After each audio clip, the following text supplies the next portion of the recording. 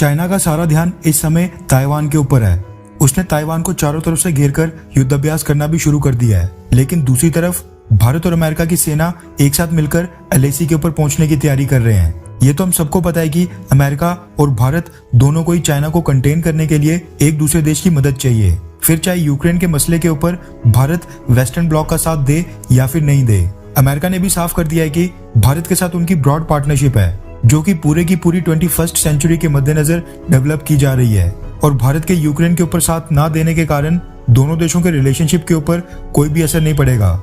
ये बात अमेरिका के secretary for state Antony Blinken और स्पोक्स पर्सन नेड प्राइस दोनों ने प्रेस ब्रीफिंग के दौरान बोली है। भारत के साथ डिफेंस टाइज मजबूत करना अमेरिका की एक तरह से मजबूरी भी है, क्योंकि अमेरिका को चाइना के खिलाफ एक स्ट्रॉन्ग पार्टनर चाहिए। इसी के साथ अमेरिका को भारत को अपने हथियार भी बेचने हैं।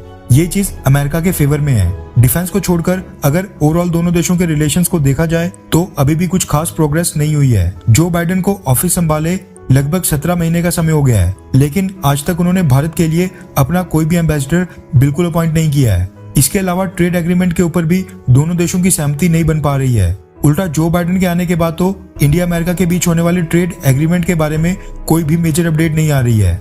लेकिन चाइना के खिलाफ मिलिट्री कोऑपरेशन को बढ़ाने के लिए अमेरिका भारत के साथ मिलकर एक बड़ा कदम उठाने जा रहा है, जिसे देखकर एक बात तो 100% सच है कि अमेरिका में प्रेसिडेंट कोई भी आ जाए, चाहे डेमोक्रेटिक पार्टी का या फिर रिपब्लिकन पार्टी का, भारत और अमेरिका के डिफेंस टाइज इसी स्पीड से मजबूत होते रहेंगे। रेफरेंस के लिए आपकी स्क्रीन के ऊपर टाइम्स नाउ के आर्टिकल का स्क्रीनशॉट है, जिसके मुताबिक लद्दाख स्टैंड ऑफ और ताइवान टेंशन के बीच भारत और अमेरिका अब दोनों देश मिलकर लाइन ऑफ एक्चुअल कंट्रोल के ऊपर युद्धाभ्यास करने जा रहे हैं। चाइना के साथ हमारी 4 स्टेट्स और एक यूनियन टेरिटरी का बॉर्डर लगता है, लद्दाख, हिमाचल प्रदेश, उत्तराखंड, सिक्किम और अरुणाचल प्रदेश। भारत और अमेरिका ने सिलेक्ट किया है उत्तराखंड को, यानी उत्तराखंड के आउटर बॉर्डर के साथ जो हमारी चाइना के साथ एलएसी लगती है, उसके ठीक पास ही युद्धाभ्यास होने वाला है। रिपोर्ट्स के मुताबिक ये युद्धाभ्यास बेहद लार्ज स्केल के ऊपर किया जाएगा, जो कि कुल 18 से 20 दिनों तक चलेगा। इसकी डेट्स अभी तक फाइनलाइज नहीं हुई है, लेकिन रिपोर्ट्स के मुताबिक ये युद्धाभ्यास 14 अक्टूबर से लेकर 31 अक्टूबर तक हो सकता है।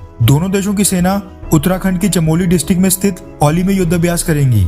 जिस लोकेशन के ऊपर ये युद्धाभ्यास होने वाला है वो भारत और चाइना की एलएसी से मात्र 100 किलोमीटर की दूरी पर है, जो कि बेहद क्लोज है। ये जो ज्वाइंट मिलिट्री एक्सरसाइज हो रही है, इसका नाम भी युद्धाभ्यास ही है। इस मिलिट्री एक्सरसाइज में दोनों देशों की सेनाएं हाई एल्टीट्यूड वॉरफेयर और माउंटेन वॉरफेयर की प्रैक्टिस करेंगी, यानी हाई एल्टीट्यूड और माउंटेन टेरेन वाले इलाके में एनिमी के टारगेट्स को कैसे निशाना बनाया जा सकता है और क्या स्ट्रेटेजी बनानी होती है, इस चीज की प्रैक्टिस होगी। अभी ये जानकारी नहीं है कि इस एक्सरसाइज में दोनों देशों की सेनाओं के कितने ट्रूप शामिल होंगे और कौन कौन से हथियार इस्तेमाल किए जाएंगे। पिछले साल युद्धाभ्यास मिलिट्री एक्सरसाइज का 17th एडिशन अमेरिका के अलास्का रीजन में हुआ था, यानी पिछले साल भारत के ट्रूप्स अमेरिका गए थे और इस साल अमेरिका के ट्रूप्स भारत आ रहे हैं। पिछले साल के युद्धाभ्यास का एम था एक्सट्रीम कोल्ड वेदर कंडीशन में एनिमी के साथ युद्ध में कैसे लड़ना है। भारतीय सेना को हाई एल्टीट्यूड और माउंटेन वॉरफेयर में महारत हासिल है। आई होप कि अमेरिका के ट्रूप्स भारत में होने वाली इस एक्सरसाइज से काफी कुछ सीखेंगे। लोकेशन तो वैसे ठीक है, लद्दाख, सिक्किम या फिर अरुणाचल प्रदेश में एक्सरसाइज करते तो चाइना को एक स्ट्रॉन्ग मैसेज जाता।